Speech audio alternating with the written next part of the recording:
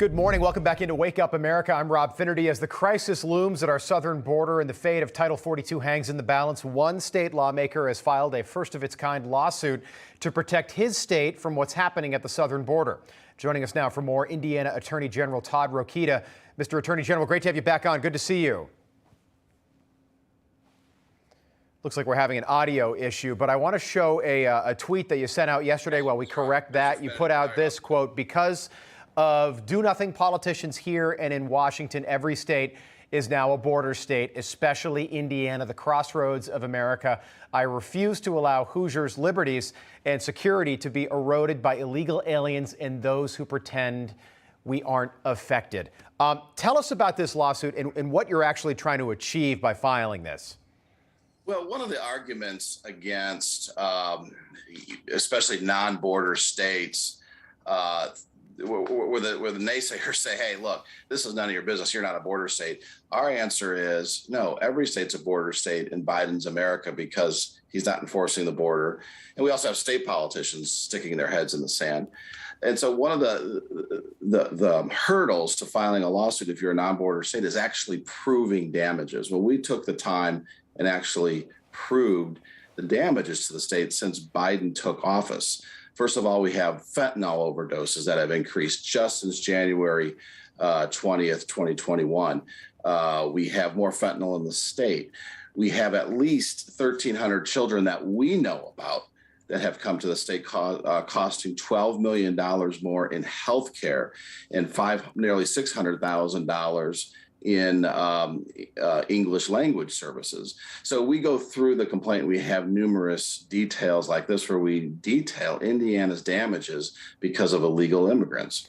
And the amount of money that this is costing the taxpayers in a state like Indiana, which is not a huge state, almost $500 million in just 16 months, pretty astonishing. But the lawsuit also claims that the growing number of those fentanyl overdoses and the influx of sex offenders in Indiana are both tied to what's happening at the southern border. Do you think this is happening in other states as well, as badly as it's happening in your state? Yeah, Rob, let me tell you, now in the United States of America, every state is a border state. Indiana's pretty far from the southern border, but I traveled to the southern border 3 times to gather this information and understand exactly how this was happening. And no state is safe. And our position is, at least in the Attorney General's office of Indiana, is that if the federal government's not going to take care of it, we need to help Texas, Arizona, and border states do the job because it's also impacting us inside our state lines. Taxpayers, you think, just blissfully unaware?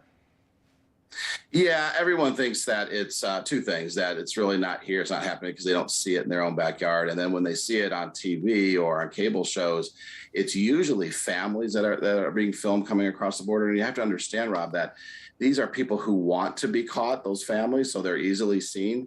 But beyond them, and much more than those families, are criminals who are crossing the border, trafficking drugs, trafficking young children, trafficking others, coming to do harm to our country. They're not here to be assimilated into our American values. They're here to take from us, whether they're the social programs or whether they're just increased crime and hurt in this country, and we owe a duty to stop it. It also affects inflation. I don't think everyday regular people are aware of that. It devalues the dollar. It affects inflation, and we're at a 40-year high right now. I want to talk about this immigrant caravan. According to multiple reports, maybe the largest caravan we've ever seen in history is traveling north as we speak right now. They're demanding that Joe Biden repeal Title 42. So again, Mr. Attorney General, this is not a huge problem today, but when they arrive, this could be cataclysmic for the administration. What do you make of what's going on?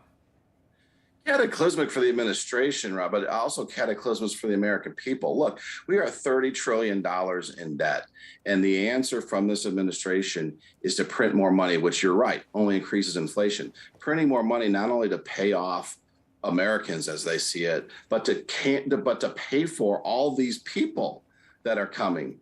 Again, not necessarily to be assimilated into American values, but to take our social programs. Right. Now, I'm not an absolutist. That's not every one of them. But the immigrant of the past is not necessarily the immigrant of today. Interesting point. All right. Indiana Attorney General Todd Rokita, keep us posted on the progress of that lawsuit. Thanks so much for coming on this morning. We appreciate it.